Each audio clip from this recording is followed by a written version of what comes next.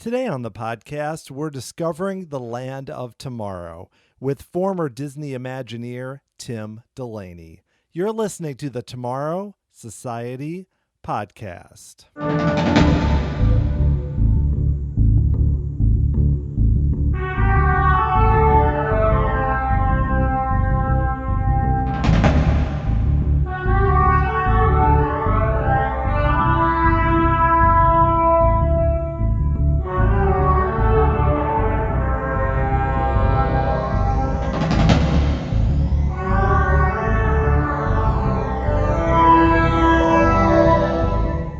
Thanks for joining me here on episode 79 of the Tomorrow Society podcast. I am your host, Dan Heaton.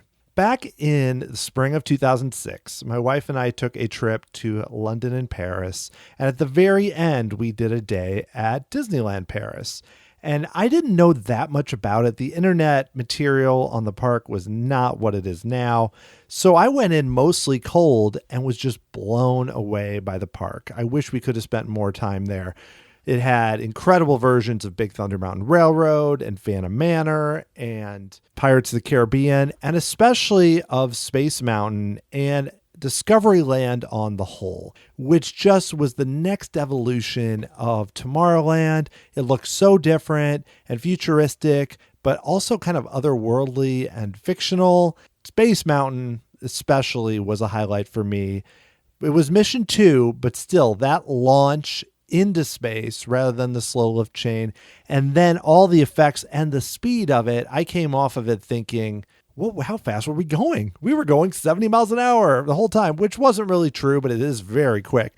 But the fact that it was so beyond what I'd experienced at Space Mountain and in that whole land was something really amazing. And that's one reason that I'm so excited about today's guest, who is former Disney Imagineer Tim Delaney, who was the show producer for Discoveryland at Disneyland Paris, including Space Mountain, which was added several years after the original land in Paris. I also love Tim's perspective, where he talks about being so interested in the man in space shows in the 1950s, and then getting involved in EPCOT Center through the Living Seas, and just having that futuristic and interest in space that I have. That was one of the things that drove me to start this site in the first place. And Tim also has a great perspective from working at Walt Disney Imagineering for 34 years through multiple different eras of the company, including before Michael Eisner, during that era, and then in the early days of Bob Iger. And so he's seen a lot during his time at Disney, and still now is doing his own company as continuing to do theme design and work on a lot of cool projects. So it was awesome to get the chance to talk with Tim about his career and some of his thoughts on the theme park industry. And before I get to Tim, I wanted to briefly mention that the Tomorrow Society podcast is a listener-funded show. There are no sponsors at this time. We don't have ads during the interviews. So a way that you can help to support the show is through Patreon. By becoming an official member of the Tomorrow Society, you can make a small monthly contribution and also receive some really cool perks, like access to the monthly Tomorrow Society Bulletin podcast. This month, I talked about my hopes for the upcoming D23 Expo, which is happening less than a week from now. So it was fun to really dig into what's coming in the future at Walt Disney World and beyond. And you can learn more about how to support the show by becoming a member at tomorrowsociety.com/member. So this was one of my favorite interviews I've done in a while. Tim just has a really interesting perspective and was so open to just talk about his projects and had some great details that I didn't know about attractions that I've loved for a long time. So let's go talk to Tim Delaney.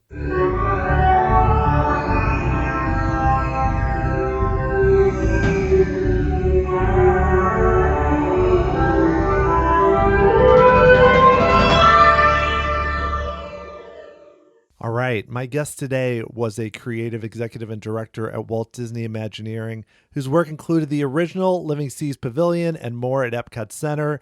He led the design of Discoveryland at Disneyland Paris and also worked in Hong Kong and on DCA. He received a Ray Bradbury Award for a lifetime of creative excellence in 2002. It's Tim Delaney. Tim, thank you so much for talking with me on the podcast. Well, Dan, it's a pleasure to be here. I really enjoy these kinds of discussions and look forward to talking a little bit more about the Disney company.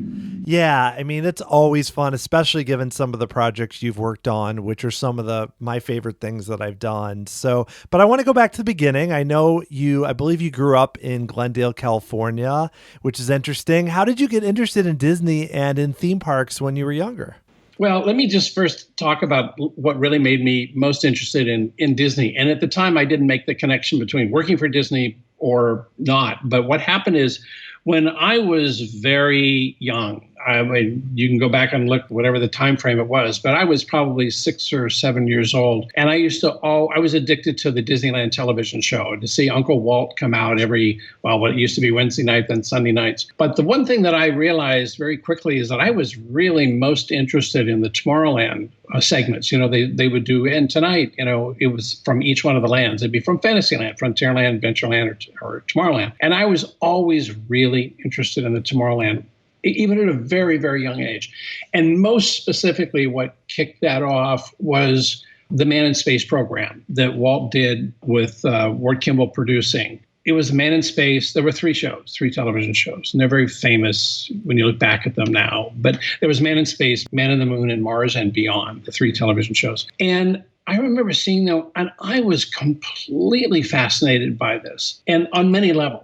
Because basically, I didn't know anything about it. This is in the early 50s, right? I saw these television shows, and here was this imagery that Ward Kimball, who I met and worked with years later, that Ward Kimball had put together. That for some reason Walt Disney wanted him to produce the show, but the shows were a combination of real science with Bernard von Braun and Willy Ley talking about space travel and our travel to the moon.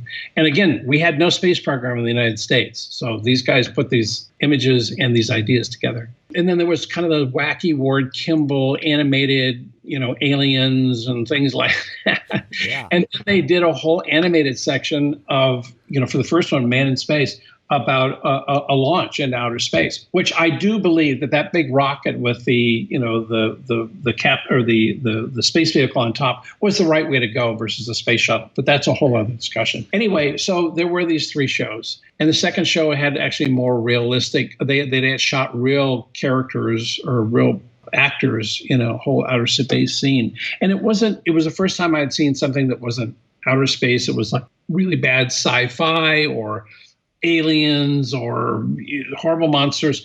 It was really science fact. And even at that time, I've said this before on some other occasions where I literally I turned to my parents, I go, is this real? And I think my mother said something like, well, Mr. Disney just made all this up. And I was completely amazed that a television program could talk about something that had never, ever happened before, but had created a vision. And this is a big theme for me now. It has been and it will be for the rest of my life. Somebody created a vision that suddenly other people looked at and was completely amazed by. And so, the story goes that, President Eisenhower at the time, after the shows, called Walt and said, I've got a bunch of scientists. We're trying to get into space travel. Your shows gave us a path. Can you send those shows? So Walt sent all those shows to wherever they were doing all their space programs. But I want to emphasize this really importantly, and that is that the concept of creating a dream, creating a vision for people, so you see a path, is the way to get things done. It was the basis of everything I did when I worked in Imagineering. Fortunately for me, I had the ability to draw and paint and create ideas and show those ideas, which was a huge benefit for me. And plus, obviously, working with great teams. But the idea of being able to create a vision, and you can do it by writing, sketching, in any way, it's a very, very valuable asset when you want to be in the idea business. And that's basically where I went and where I started. And I kind of I was always a big fan of Disneyland, but I never had this dream of working for Disney, not until years later when I had the opportunity to do so. Yeah, well, those TV programs. I'm very interested in the space program, more looking back at Apollo and everything. But those TV programs are fascinating now. Like, I watch them now and I still think, wow, and it's something where you think by now they might seem quaint, but they were stunning. And I imagine had a really big impact, especially on a lot of kids, which may have led probably to a lot of things that happened with the space program. Now, you had that excitement and were interested in, had dreams like that. And you mentioned that it took a while to get to Disney, but how did you, with your education, then focus on design and on things that would ultimately lead you to Disney? Was that a plan going forward? No, I think it was more that overall, the specific target of Disney was not where I was when I was in college. I was more specific into using my artistic skills to actually create this theme of creating images and creating visions of something, mostly in my case through artwork. That's what I like doing. I always, for some reason, I kept gravitating to these kind of, robotic things and spaceship things. And I did all these outer space paintings. And I just did a lot of stuff. I was also very fortunate. My parents, kind of indulged me. And my brother and I used to share a bedroom, and I used to get these, big pieces of chalk, and I would draw these huge drawings on the side of my bedroom wall, mostly of hot rods and cars and all that. But I did discover very quickly, once I got out of high school, never in high school, but that I had this ability to draw. And then I went in that direction. And then I eventually ended up going to Art Center College of Design in Los Angeles here. And when I arrived there, I felt like, oh my God, I finally found my home. And I really just dove in. And Art Center is one of the toughest design schools anywhere. And you work your tail off. And I learned how to draw and paint and became an the only way to measure yourself is to see what you are against your other fellow students. And I ended up doing pretty well. And I loved every second of it. And so once I graduated from Art Center College of Design, 3 years after I was out of school, one of my instructors called me. And I still to this day don't know why he called me, but he called me and said, "Hey, I'm working at WED Enterprises. Would you be interested in a job here?" And I go, "Well, what is WED Enterprises?" So he goes, "Well, we're the division of the Walt Disney Company. Walt Disney, it's Walt's personal design company that he created to build the Disney theme parks." And I was like, at the time I was in another business, and I said no. And then 6 months later, I called them and said, I'd love to work with you. And they said no. And then 6 months after that, it took about a year, then we both got together. And then I started working at WED Enterprises on June 1st, 1976. The funniest thing is that when I first went over there, I couldn't find the building. I don't know if people know, but Imagineering you cannot get into. And it's an enormous complex of buildings that nothing says Disney on them. It says Creative Campus now. When I was there, it was just one or two buildings. But once I stepped in there, it was like stepping in for me to Art Center. When I said, oh my God, this was all dedicated to theme parks, and I love Disneyland. All the talent that was there. They had a model shop. They had these great artists. And I will tell you that when the day I started, I spent every second either working in what I did is I was hired by the graphics department to do all the illustrations. And in the graphics department, they do a lot of signage and things like that. So we did a lot of corporate things. So if somebody some corporation wanted to sponsor a store on Main Street, then you would do the illustration of the store. And it could be like when Sunkist came in, on Main Street at Disneyland. So you do all the illustrations, you show the signage and all that. And I did that for almost a year. But I will tell you that I spent every second I had when I was there during breaks and during lunchtime. I would go over and I met everybody. I walked in everybody's offices. I introduced myself. I saw what was going on at Mapo. I saw things that people will never, ever see. Technologies that they were developing. And I was addicted. It was just fantastic. And on top of that, they were actually paying me every week. So that was really great. So you were fairly young when you joined, but that time in 76, there were so many of kind of your famous Imagineer names like your Herb Ryman and Claude Coates and Marty Sklar. So when you're coming in and you're so passionate about it, like what was it like to work with so many of, now we consider legends, but people that were so experienced at the time? it was the greatest experience of my life because, as you say, these were the Disney legends. But at the time, there was another opportunity I had that was quite extraordinary. And that is that, see, I started in 76 and there's a million stories I could tell you. As I told you, I would go around and introduce myself to people. And I met Herbie and Mark Davis and Clyde Coates and Walt Paragoy and Exitencio. And I mean, it was like the who's who of, all those guys, the guys in the model shop, it was like phenomenal. And these guys were the guys who actually worked with Walt, and it was fantastic.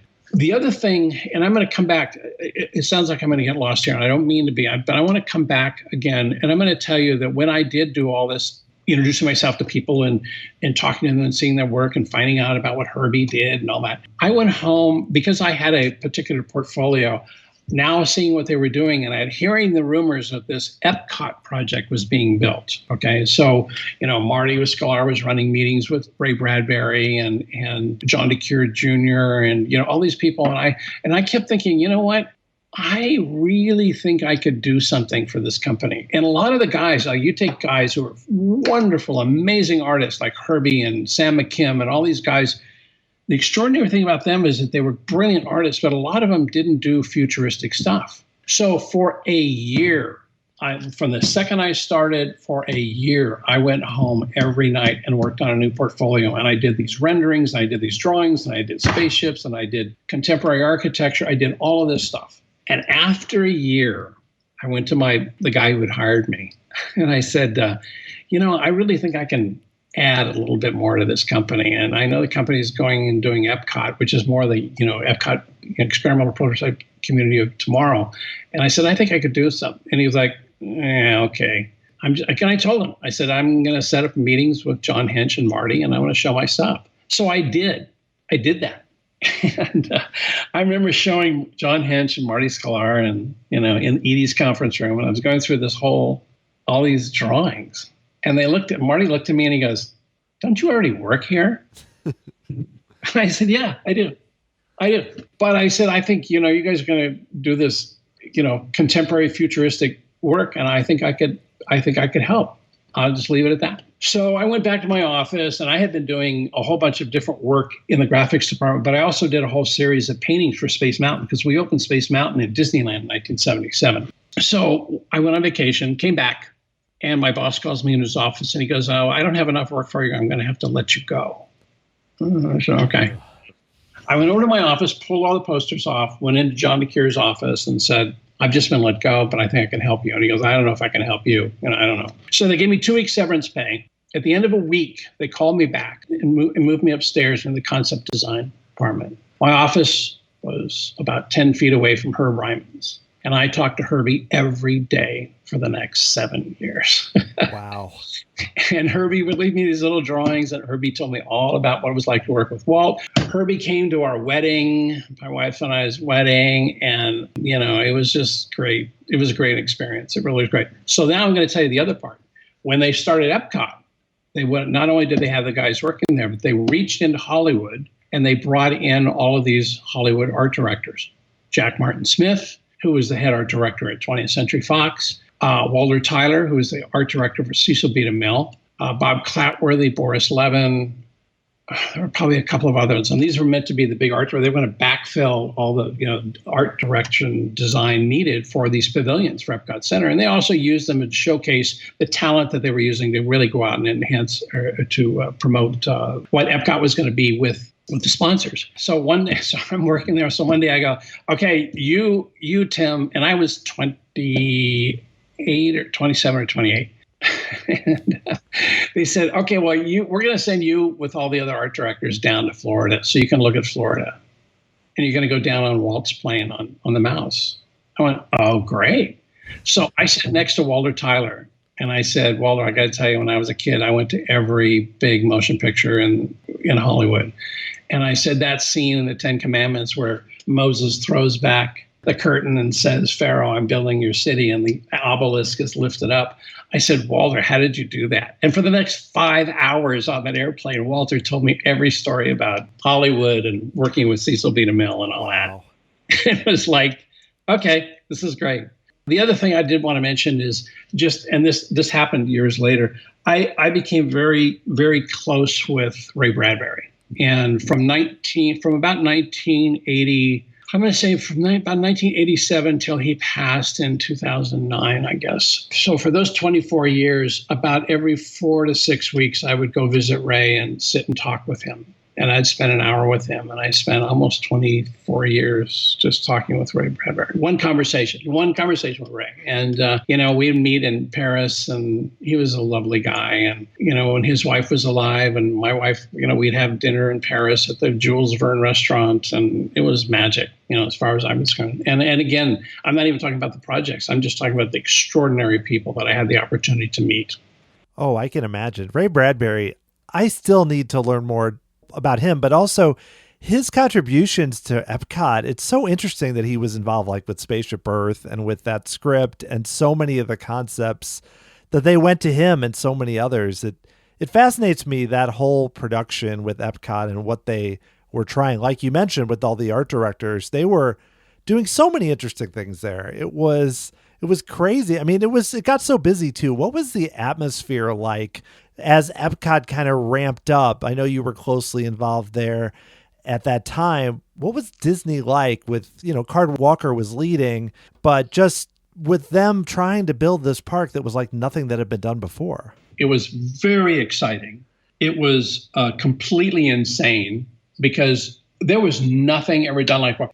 Actually, to tell you the truth, I believe, even looking back on it now, I think it was completely insane that we did what we did. Build those major pavilions, invented new ride systems. The idea of just putting a ride inside that ball for Spaceship Earth, I mean, from an engineering point of view, is completely insane. Yeah. It really is. But what happened is no one knew. You didn't even imagine that we were doing something that was impossible. So, the old Walt thing, I like doing the impossible. It's fun to do. We didn't have any idea what we were doing. There were essence of, we can get it done. And we did get it done. Thank God. And the Living Seas Pavilion was really complex. And that didn't come till later because we didn't have corporate sponsorship. But it was really an extraordinary event. And it was somewhat challenging only because, the company really was getting into things that they didn't know. And they ended up running over budget, and that hurt the company in the long run. Well, actually, I take that back. It hurt the company initially, but in the long run, it saved the company. It brought in the new administration, which changed everything. Now, you just mentioned something about not knowing enough about Ray Bradbury. I have a video, if I can send it to you.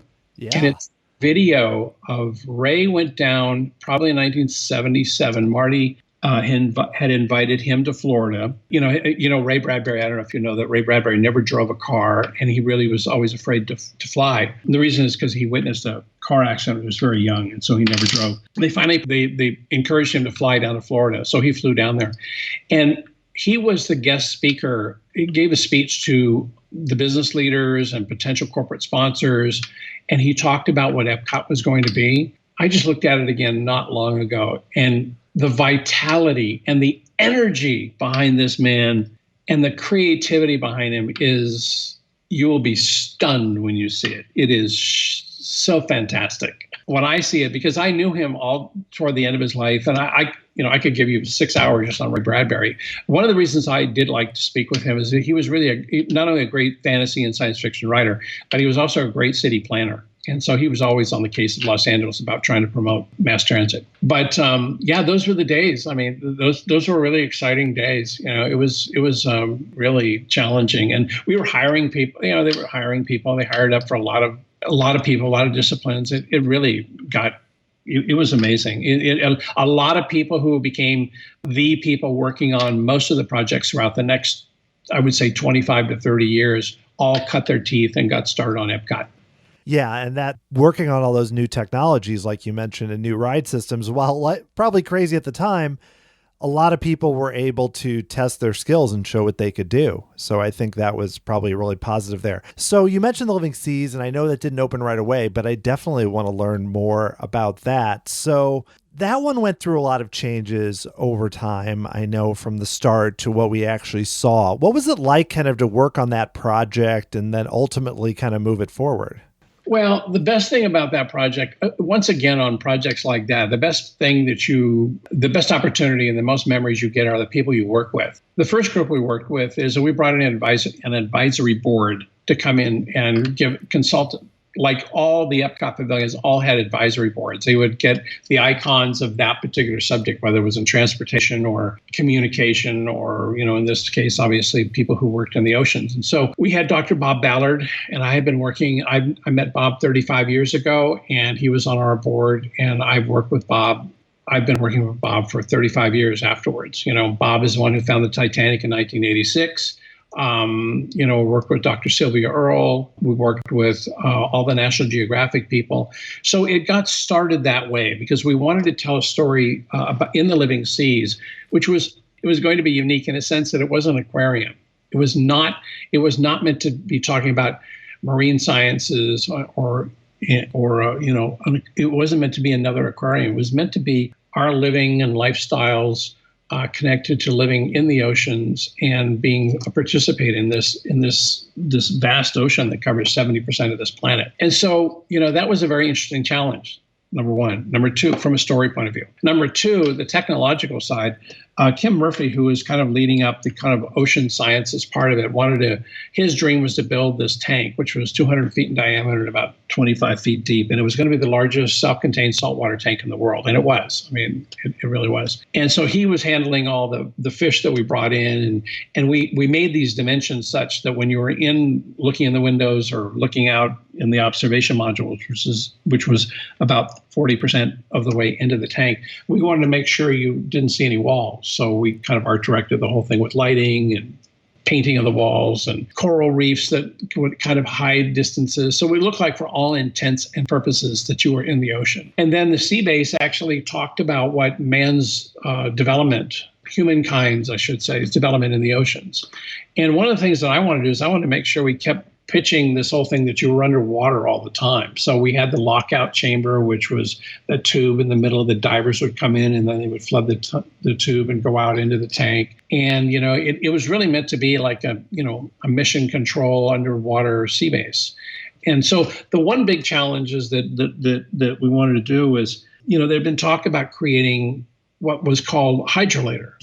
So when I was given the task to design this whole thing, I went, okay, I love the idea of the Hydrolator. The Hydrolator is really meant to separate the world of Epcot to your experience of going down under the sea. Most great attractions, Disney attractions, all have some kind of portal that take you from your normal world into this new world. So it was great. Fantastic. I'm like, great. How are we going to do it? And they go, I don't know. That's you to figure out. So we started working on ideas, and the first one was really, the things that we really built were, you came into this chamber, you came into this Hydrolator, and you looked out and you saw these walls of stone, and there's water inside, and then we would descend down. And the interesting bit of irony is that the pavilion was eventually sponsored by United Technologies, which is the holding company that had Otis Elevator. And so we talked to their people, and we realized after almost 10 minutes, there was nothing they could do for us. Because on one hand, when you work on real elevators, the intent is to make you feel like you're not moving at all, just acceleration, vertical acceleration. What we want to do is we want to create a special effect that made you feel like you were descending down and really going someplace, when in fact you weren't going anywhere, okay? And I swear to God, I remember the first day we opened the pavilion to guests. We were just testing it and, soft opening. And I thought, I'll go in with this group of guests and see what they do. And I'm sitting and looking at these people, and they're all just standing around like going in an elevator. And they all look like they're people going in an elevator. And I thought they would all like start laughing and like, well, this is ridiculous. This is dumb and all that. They were just like, okay, yeah, we went down 25 feet. We're now under the ocean, and doors open on the other side. And we went through and got on the ride. And it was like, I was completely shocked that people just bought that whole thing, because we had spent years working on just the right physical movements and the visual movements and the lighting controls and all the clicks and clues and everything you could imagine that would actually create the sense that you were descending down. And it worked. Oh yeah. It's what you expect from Disney, that you're going to do that extra thing that, you're just not going to go through an open door like, oh yeah, we're now under the ocean. No, you have to separate the people's outside world to this new alien environment. And that's what we wanted to do. And it worked really, really well. I was 10 years old. We went, I think, in 86, and I totally bought that we were moving. And I don't think it was just because I was 10, because it took me a few other times, well longer, to realize that. I think like you said, with Disney, you kind of go in and you're in the right mindset. And plus you have that, you come in and there's the pre-show movie, and then it directs you to the Hydrolators with the lighting and the whole experience. That's where, when eventually, as the pavilion changed, there were steps of that were removed. Like you said, it didn't have the same impact because you need to go through every single step to get there. And that's where I think the Seas did so well. Even the Sea Cabs, it was so good because even though it was a short attraction, you were able to kind of have that transition from outside to the station. It really comes across super well. I think what you did was it made it work. And I appreciate that, because without that, it's not going to hold up. And I actually hear they're doing a new space restaurant. I hear they're going to do some sort of similar transition like the Hydrolators to go up in space where you don't really move. And I think that's great. It shows it could still work. People expect that kind of care and thinking, and that you put the money in to make the experience pay off. That's a real valuable thing, and that's ingrained in you when you're at Imagineering. Now, in the particular case of the Living Seas Pavilion, the exit Hydrolators, we didn't have we just ran out of money. And so it was more of a closed door, and there were some lighting effects, but we didn't shake the floor and all that. Now, I'm sure you've heard this may be anecdotal, I would love to get verification on this, but there was some woman who went to operations and complained that her son or daughter's ears were popping as they descended down into the ocean, and she was complaining about it. And so I don't know what operations said to her, but we're like, really? Okay. But it's a fun story that we all like to talk about. There is one other thing I'm going to tease you with this, and we'll talk about it a little bit more when we talk about Disneyland Paris, but just remind me about Kirk Douglas. I will remember that. But I like the tease. That's good. I mentioned the space restaurant, but I also wanted to ask you, before we even get to Paris, I want to ask you about, I've looked at some of your concept art that you have on your website, which is incredible. And I know you worked on some concepts for a pavilion that really fascinates me, which is not the Space Pavilion that we have now, Mission Space, but the Space Pavilion that was planned much earlier that wasn't built. So I'd love to hear about some of your work on that, the concepts for that, and how that kind of came together. Well, I worked on two concepts for a Space Pavilion. And one of them was, this was when let me take a half a step back.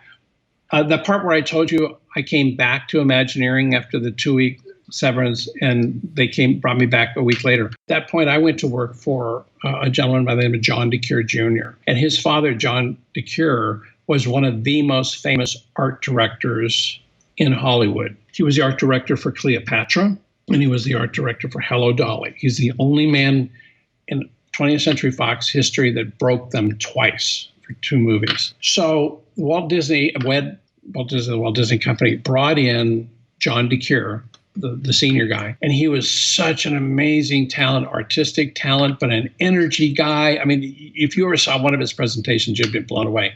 This guy starts out talking, he's got his suit on and he's got his tie on. And by the end of the presentation, he's got the tie ripped off, the shirt is open, he's down on one knee. This guy knew how to sell. He could sell hand warmers in Africa. I mean, this guy was just amazing. So what happened is that he had concept, an idea for doing a space pavilion. So what it was going to be was a big round ball. So I'm assuming you're talking about the big ball building with the gantries all around it. Yeah, definitely. Okay.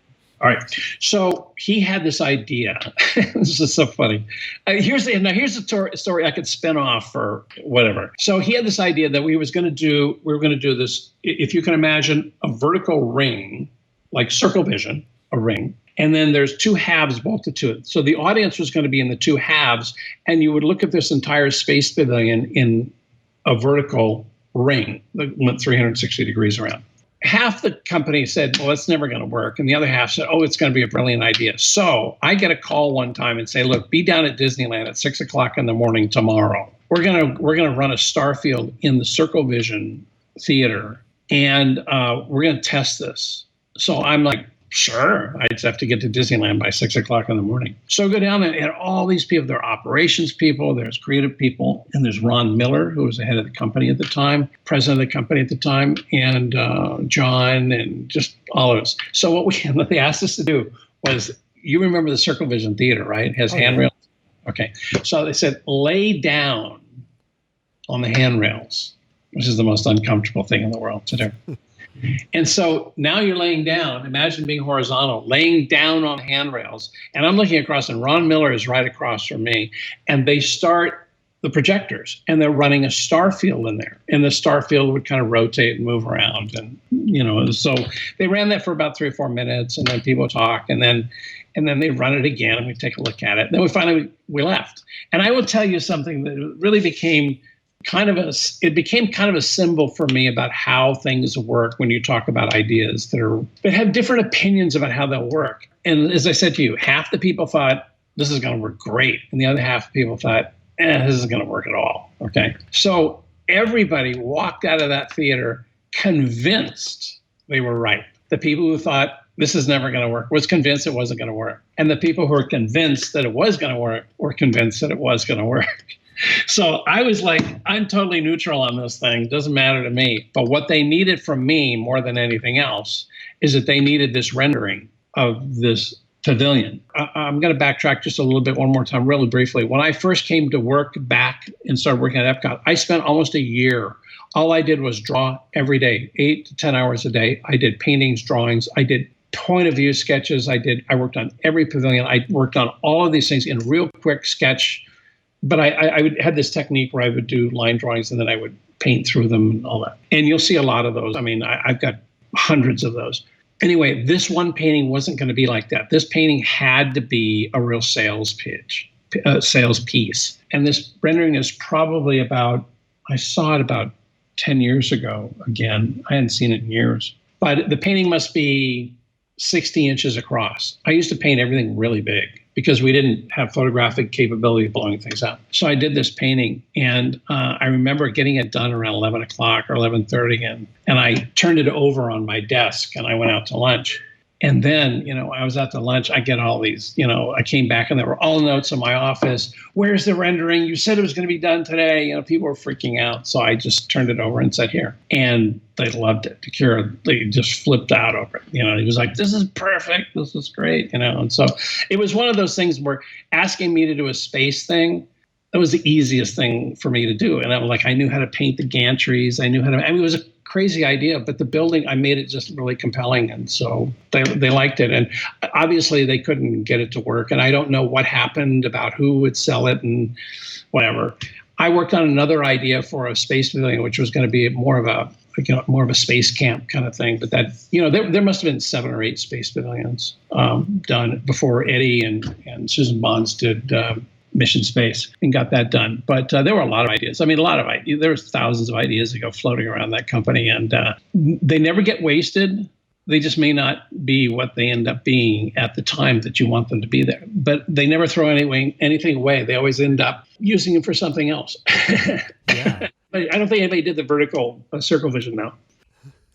I always hear that. Basically, there can be an idea that 15 years later, 20 years later, something completely different uses that ride system or that effect. It's common, I know. Yeah, I know, and it's kind of good. It's just it's kind of like the ideas. They're kind of like fine wine. They have to kind of mature, and you also primarily really what you need to do is you need to have the right theme, the right story, the right technology to make it all work. There's a lot of ideas that just don't get anywhere because the technology hasn't been invented yet. You see this in motion pictures too. Look at the stop action animation versus digital. I mean, a lot of things couldn't be made until the digital technology caught up with the concepts that people wanted to do. But that was what EPCOT was all about. For sure. And speaking of that, though, I want to move on to Paris because I visited Paris in 2006 and really was stunned by just almost every part of it, whether it's Fantasyland or Frontierland or the castle, but Discoveryland in particular and Space Mountain really stood out to me. And I know you were leading the design for that. So I'm curious, how did you get involved in working in Paris? And then ultimately, how did things go for Discoveryland? So when the word went out, again, remember where the Walt Disney Company was coming from. When that new administration came with Michael Eisner and Frank Wells and Jeffrey Katzenberg and the whole A team of entertainment executives came in, we were thrilled. All of us who had been in we were thrilled. I'd been in the company since 1976 and they were coming in 84, and everything that they touched, because the company had lacked its vision.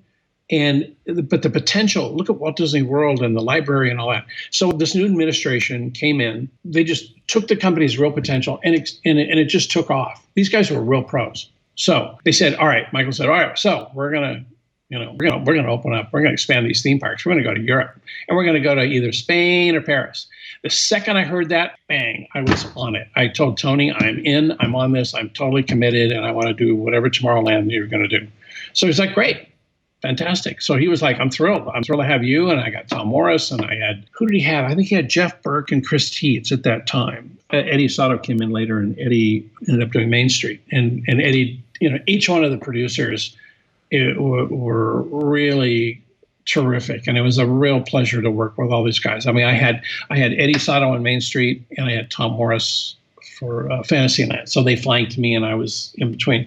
So I was really excited and we did all of our research trips and it was terrific. But we began talking about the problem is all these Tomorrowlands all end up becoming Yesterdaylands. They just, they date themselves. So when you work on projects like this, and this is one thing I have not mentioned yet, but I will bend over backwards to mention this, is that no one does these projects by themselves. I did a lot of renderings of concepts, but that's just me drawing stuff. But when it comes to real projects with Living Seas Pavilion or Disneyland Paris, or Euro Disneyland as it was called at that time, you start assembling creative people and designers, and then the projects expand as you go and you begin adding more of the disciplines. You begin landscaping and lighting.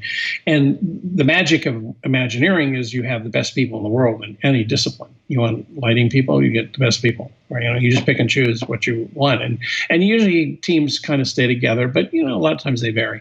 So I was in on the first group and we took tours of Europe and looked around and see what was going on. But the one thing, this whole issue of the theming of what a Tomorrowland would be. And I think Tony Baxter was kind of very helpful in this, but said, we need to make something that's more focused on what European visionaries would be. Let's just do something like that. So one of the things that I did when I started getting into design, I started analyzing the other lands. And when you look at Fantasyland, you see a little bit of Pinocchio, which is German, or you see a little bit of French, which is the castle, or you see a variety of stories and a variety of cultures being told. And you look at Adventureland. Adventureland is really about exotic ports. There's North Africa, and there's South Seas. There's, it's as I said, exotic ports from around the world. And then you look at Frontierland. There's the Southwest, and there's the Northwest, and there's Big Thunder and the Arizona kind of theme of the Old West and all that. And so each land ends up being a collection. It isn't just one. But yet Tomorrowlands were always one architecture. And after working on EPCOT, you realize, we can't do this anymore. So I decided, I think this theme of great European visionaries is a good idea. We have H.G. Wells and Jules Verne and Leonardo Da Vinci and, people who really kind of in the Western culture really have led what visions and engineering is all about, and which is kind of the overall theme for what a Tomorrowland would be. But I decided, why do one future? Let's do a variety of futures. So we had a Jules Verne future. We had the Orbitron, which is kind of a armillary, a planetary orbital model of like a Leonardo da Vinci kind of thing. And then we had a time machine, H.G. Wells. And then I also had a George Lucas future. And then if you want to say we had a Captain EO, Michael Jackson future, we did too. But then we also did the Autopia. And that was kind of meant to be the 1930s, in a way, Magic Highways, the other futuristic TV show that Walt had, which was highways across the country. And it was that kind of 1930s deco kind of thing. And so we just took these themes and started working with them. And one of the reasons why I really did want to develop the Orbitron is that one of the other problems, now, the greatest solution to all this thing was the Tomorrowland at Disneyland. But the Tomorrowlands since then had all been, when you think about the big buildings, You have all these big buildings. You have Star Tours and Space Mountain. You have all of these big mega attractions, which are very popular with people. The problem happens to be there's no animation in them. The buildings all hide them, and it's stagnant. Right. So I said, look, I sent you that photograph of myself, in the rocket jets at Disneyland. And I said, okay, they go, well, many times what they do is that they assign you programs. You have to put this attraction in and that attraction, and I had to do all these attractions. So I said, well, I'm not going to there's no way I'm doing just another rocket ride. So it's got to be something else. So the short version is I had a great guy, who helped in the design, did all the most spectacular drawings of that Orbitron in Paris, which is the one at Disneyland also. I mean, this thing it functions on 3 levels. It's an icon, it's an animated piece of sculpture, and it's a ride. It's a trifecta of what you want for rides to be, outdoor rides. And, with the exception of maybe Dumbo, people had never really kind of restyled iron rides before. So this was, another one. And so they did the Astro Orbiter in Florida, and, I did another version in Hong Kong. And what it does is it creates animation in the land. You want to see things moving, Now, if you remember you may not remember Disneyland's Tomorrowland, but what I loved about that is that they had the rocket jets on top of the Wedway building, which was way up in the sky. You had the Skyway, you had the submarines going, you had Autopia, you had actually even beginning, with the Phantom boats. You had Tomorrowland was a land on the move, and we had gotten away from that. They'd gotten away from all these things. So I needed all this animation going on. The other thing is we made a conscious effort for Disneyland Paris, and all the producers, we would have all these discussions, talk about this stuff, with Tony and Tom and Eddie and Jeff Burke and Chris. And, because we were going into a culture, it was the first time we're going into a culture that, well, I should say the second time, sorry, after Tokyo, but it was going into a culture that we really didn't want to have words trying to describe things. So we put more emphasis on the castle, pirate boats, the Orbitron, the Hyperion airship, I had Star Wars. I had an X-Wing fighter sitting on its edge. We eventually ended up building the Nautilus submarine. We built, I couldn't necessarily get all these things moving, but I actually got these icons, these devices for traveling, either in outer space or under the sea or across the land.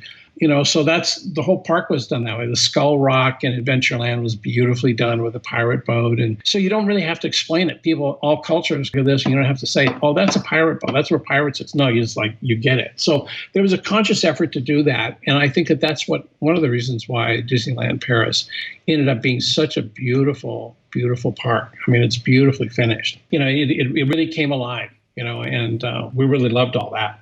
I think that's a great point, because you think about all Disney parks have some kind of icon, but I felt like you mentioned, almost each land had that, and it was even more stunning and stood out, like Space Mountain, for example, which you worked on, where Space Mountain's always a stunning icon, but rather than doing the white structure and such, it looks like it's some sort of crazy Jules Verne type inspired building, but without seeming like it's, just copying. It's its own thing. And it's a stunning piece of art. Like you said, you can just look at that and say, that's incredible looking. Oh yeah, there's a roller coaster inside that loops and launches. It's like a bonus, basically.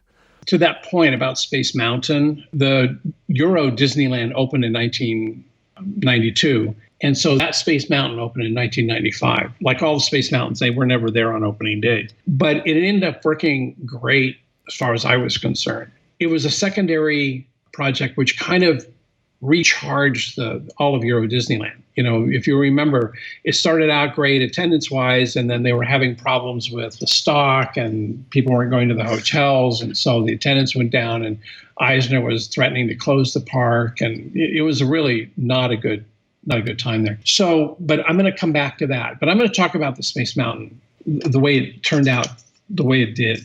There was originally a very large Space Mountain that was going to be put in there. It was 100 meters in diameter.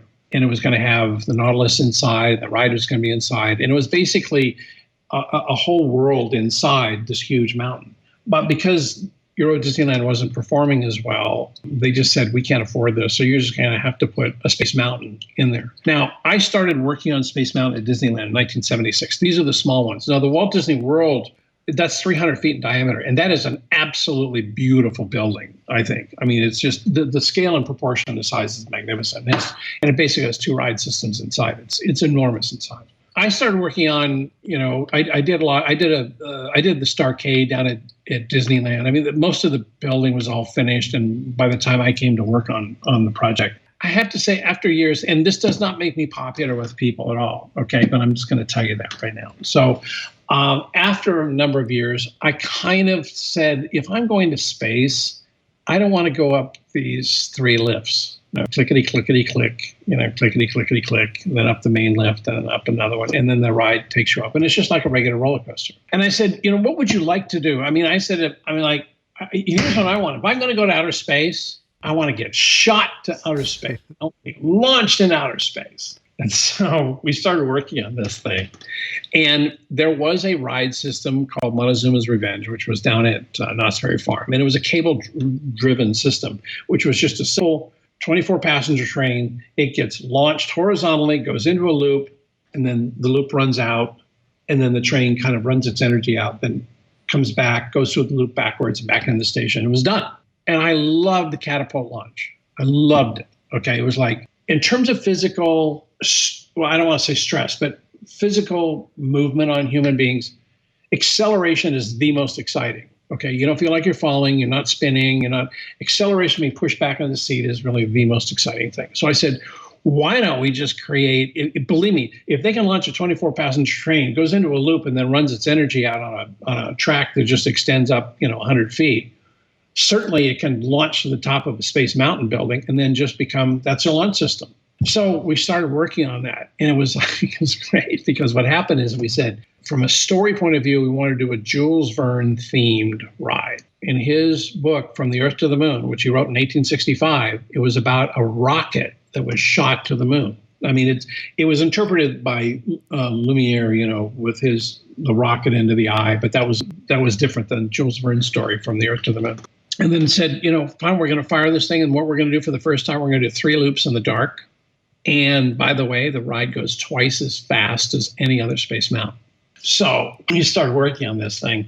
And what happened is we got Vekoma to do all this, the ride track. They bent the track. But our engineers in Imagineering actually developed the catapult launch system. And it was the first catapult launch coaster ever. Okay. And I mean, today, you think catapult launches are everywhere. So it was the first one. And then the other one is Tom Morris had always been working on this idea of, using a little Walkman to play music on the ride.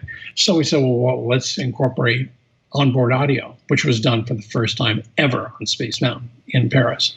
And so Tom kind of said, hey, let's just, Tom, here's the idea, hand it to the engineers. So we worked on this pavilion, and we had because of Disneyland Paris's financial challenges, we were given, a budget. And they said, you can't go over this budget. And so every month we'd go back through our reviews and we'd be a couple million over. And so it goes back and forth over years and over months. And we finally, came to one final meeting. And the man who was in charge, a really, truly great man, I started my speech about this month, we were at 93, but we think we can get it down to 92. And he just said, stop, whatever you're saying. I don't want to hear what you're saying. And these are 50 people or 40 people in positions. Every month you go through this thing and you have to sit with the project manager and you have to justify your budgets, and it's very intense. And this man by the name of Mickey Steinberg, who was just a great leader as far as I was concerned, he just said, here's what's going to happen. I'm going to the studio to sign an authorization for $90 million. I don't want you going, I don't want you coming back. You're not asking for money. All you have to do is 2 things. You have to make sure this adheres to the program, which meant it had to be at least 2,400 per hour capacity because of the demand. That's what you always have on big E attractions for Disney. And the other thing is stay on budget. Now, get out of this office. Get out of here. Just go make it happen. So we did it. We exceeded the expectations. The thing came in at about $600,000 under budget. And it was a phenomenal success. And I spent from June of 94 to June of 95, spent 179 nights in the Disneyland Hotel. I was traveling back and forth every week from Los Angeles to Paris. And the project was a phenomenal success. The attendance skyrocketed up. They did a massive promotion. They did something else. And I don't know if you've ever seen Shoot the Moon. I haven't seen it, but I would like to. You should see it. You can find it on YouTube. Yeah. Shoot the Moon was a television show that they were putting together, which was about three things. It was number one, Walt Disney's involvement in space travel, which was the old man in space, if you can imagine that process. It was second underlying theme of the whole thing was promoting Disneyland Paris. And number three was promoting the process by which Imagineering does projects. And they had somebody hosting that part of it and following this person all the way through the process. And that person was me. And so I was like, I look at that now and I'm like, I'm trying to there are times where I was just talking to people and I was like, I didn't even know what I was talking about. The thing was like completely incoherent. But I will tell you something that it was a phenomenon in Europe. And I can tell you the number of letters I got from people just learning about this is amazing. I didn't know people, I want to do this. I'm in engineering. I didn't realize that engineers had a place in theme park design. And it was kind of amazing. And so there is one thing that I really do want to stress is that when Disneyland Paris or Euro Disneyland opened in 1992, Europeans didn't know very much about Disney. They weren't used to it. The cast members we hired really didn't know much about Disney. And it was just like, what's the big deal? And it was, we were being crucified in the press. This was going to be the cultural Chernobyl, et cetera, et cetera, et cetera. But by 1995, 3 years the park had been open. And now you had people who'd been to the park. They understood what Disney quality was all about, that this wasn't some sleazy little carny thing. This was like a real turnaround. The cast members were so excited. They believed in what the Disney product was all about. It was phenomenal. So the opening for Space Mountain was the biggest event ever. I mean, they promoted that. I mean, Coca-Cola put out cans with the Space Mountain logo on it. They sold 100 million of those. And the TV special, the opening for Space Mountain was phenomenal. The attendance jumped by 2 million. And so just prior, actually, I was going to tell you, so just prior to us opening Space Mountain, we had designed and built a full-size Nautilus, indoor and outdoor, an exterior Nautilus submarine and an inside show. And that was done just like, I don't know, a year or 6 months before, because we were continually doing the development. So you were going to remind me about Kirk Douglas. Yes, I was waiting for the opportunity. Now is the time. So one night, Space Mountain, I hid Space Mountain behind a berm, or the site. And so when we were building it, suddenly people were like, where do you get the land to do all that stuff? So anyway, we built the Nautilus submarine and we built this tour going through it and all that. So one night I get this call like, hey, listen, can you meet Jeffrey Katzenberg? He's going to be walking the site with somebody. Oh, yeah, sure. Can you meet up in the middle of Discoveryland? Excuse me, Jeffrey comes up to me and he has Michael Douglas with him.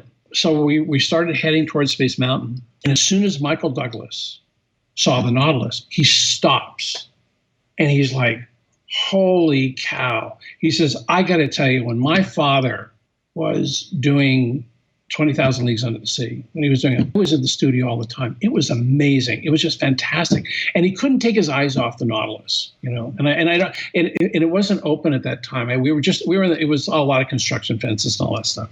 So I said, well, Michael, it's really interesting you should say that, because when I was working on the Living Seas Pavilion, Kirk Douglas was actually hired by, I think, American Express to do some commercials, and they were shooting down at the China Pavilion. And so they brought Kirk Douglas, and we were working on the Living Seas Pavilion. It wasn't open yet, but they like to do a lot of backstage tours.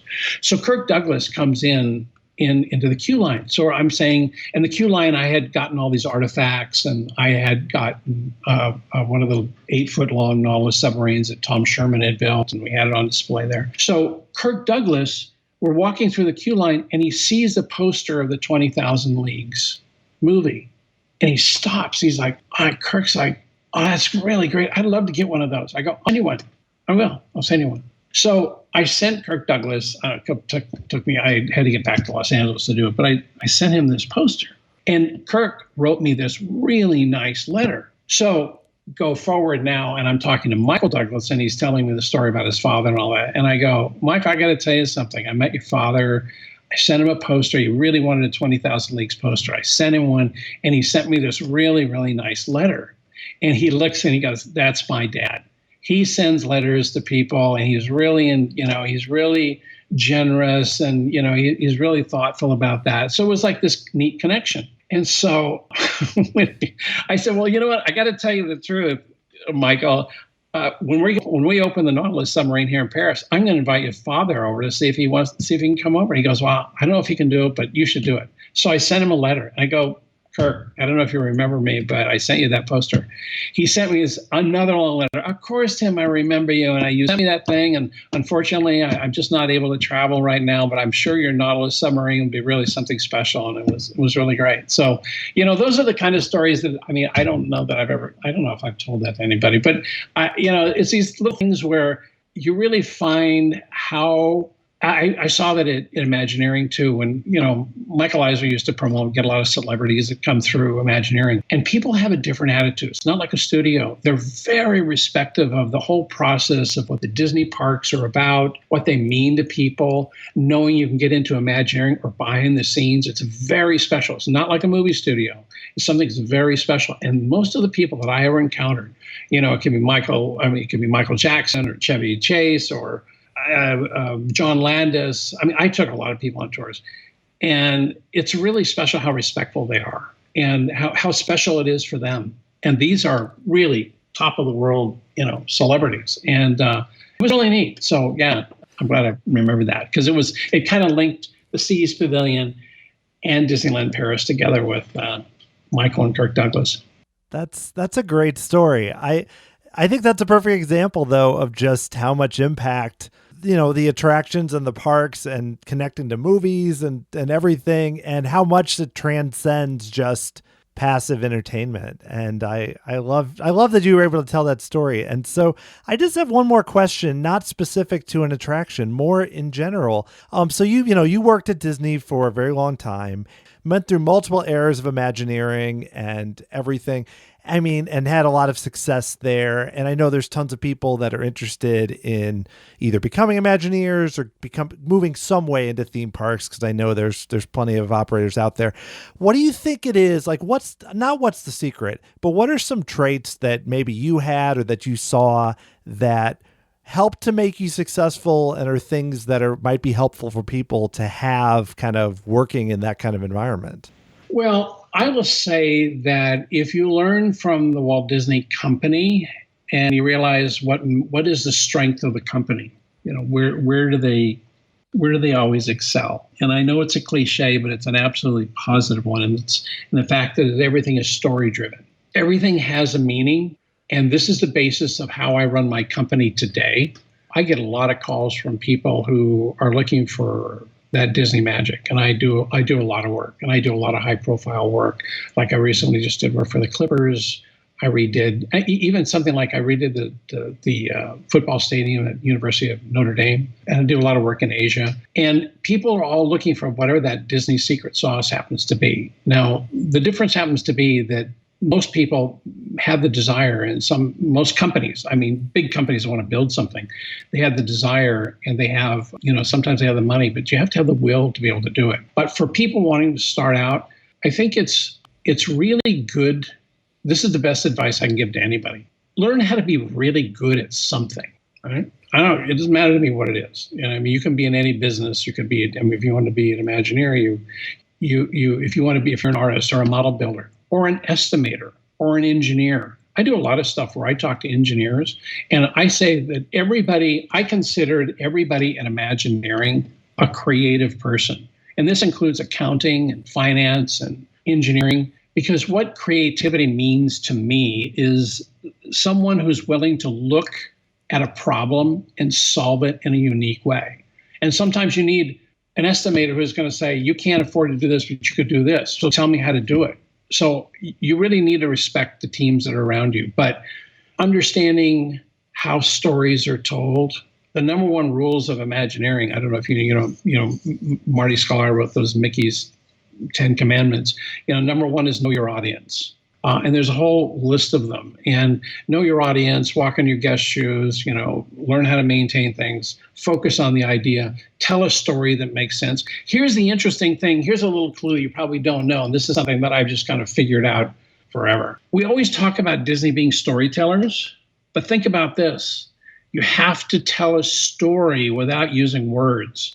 When you walk down Main Street and you look at Main Street and you see a castle at the end, or you look at an Orbitron, or you look at Skull Rock, or you look at Galaxy's Edge for Star Wars right now, you look at that and everything is there that's telling you a story, but it's no one sitting there telling you a story. You bring your own story to it, but you have to communicate. You have to be able to you're communicating stories in a visual way. And that's from the artist's point of view. But you also need, I will tell you right now, the way I run my business now is the way we worked at Disney. I have a guy who works for me.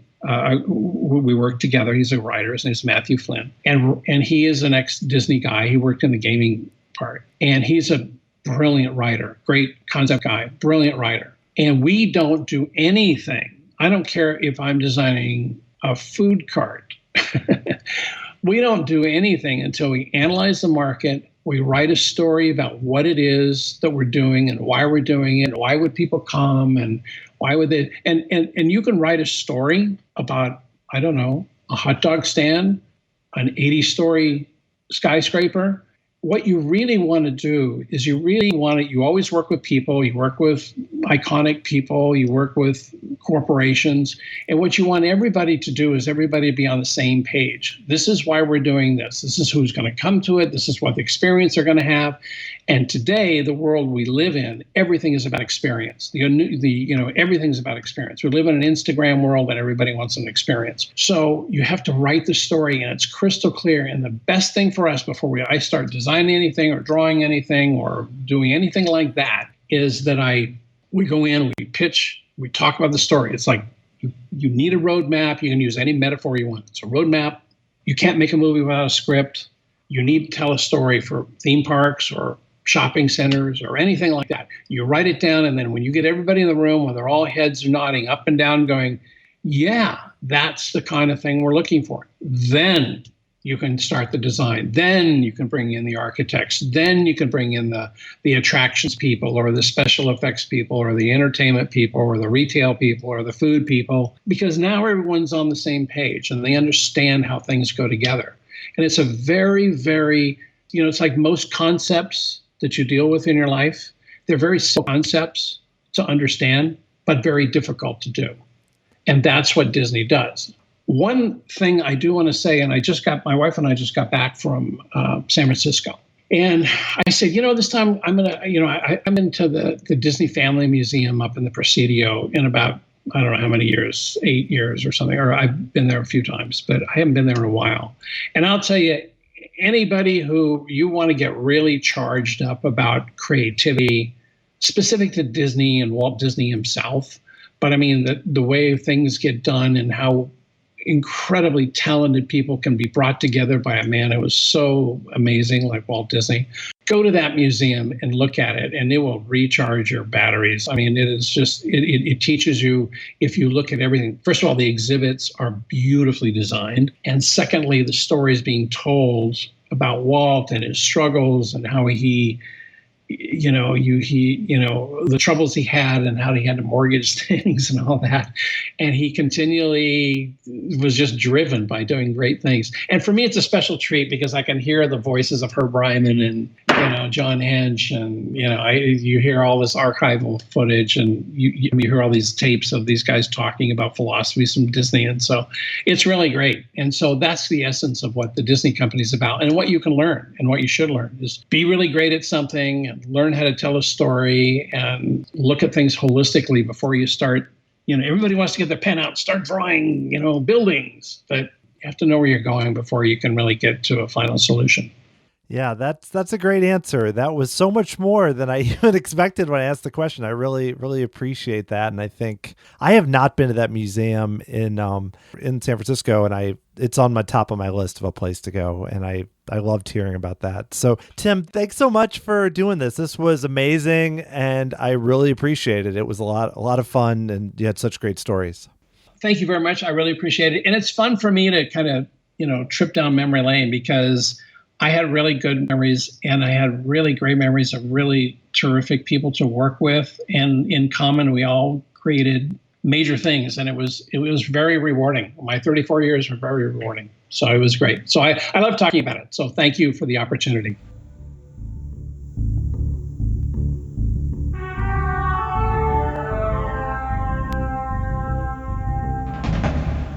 If you'd like to learn more about Tim, you should go to his official website, timjdelaney.com. And if you like this podcast, I would highly suggest you check out my podcasts with two other former Imagineers, Greg Meter and Bob Baranek. You can find those interviews and a lot more at tomorrowsociety.com. I'd also love to hear from you. You can always email me, dan@tomorrowsociety.com, or you can follow me on Twitter at tomorrowsoc, or Facebook or Instagram at Tomorrow Society. The Tomorrow Society podcast is hosted, produced, and edited by Dan Heaton. The music was written by Adam Hookey and performed by the Sophisticated Babies. Next time, I am going to be giving my immediate reactions to the news that comes out of the D23 Expo, especially the big parks presentation that happens on Sunday morning. That'll be coming out in about a week, and I am really excited to just give my immediate thoughts on any new announcements, things we expected, things that surprise us, and what this might mean for the parks on the whole. Thanks for listening to the show and for all the great support. I really appreciate it. And I'll talk to you again next week.